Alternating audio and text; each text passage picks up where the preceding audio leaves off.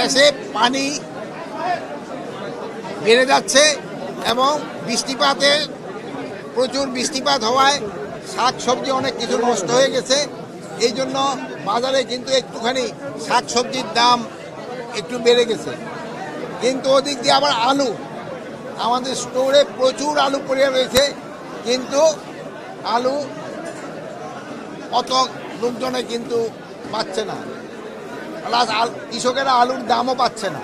এখানে দেখেন কারণ বাজার থেকে এখানে একটা আলু 1 কেজি দামে 4 টাকা ডিফারেন্স, 5 টাকা ডিফারেন্স, 6 টাকা ডিফারেন্স। এত হয়, ভোক্তারাও যেরকম ক্ষতিগ্রস্ত হচ্ছে, কৃষকও কিন্তু ক্ষতিগ্রস্ত হচ্ছে। কৃষক যদি আলুর দাম না পায়, আগামীবার তারা কিন্তু আলু বুনবে না।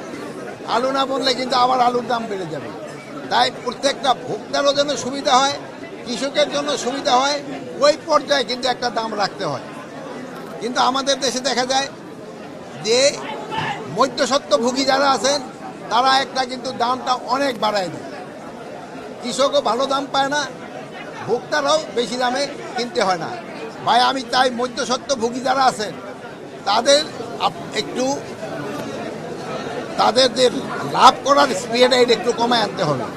আর মধ্যস্বত্বভোগীরাই কিন্তু উচ্চ শ্রেণী, তারাই কিন্তু সমাজের উচ্চ শ্রেণী এবং তারাই কিন্তু বেশিটা লাভ করে যায়।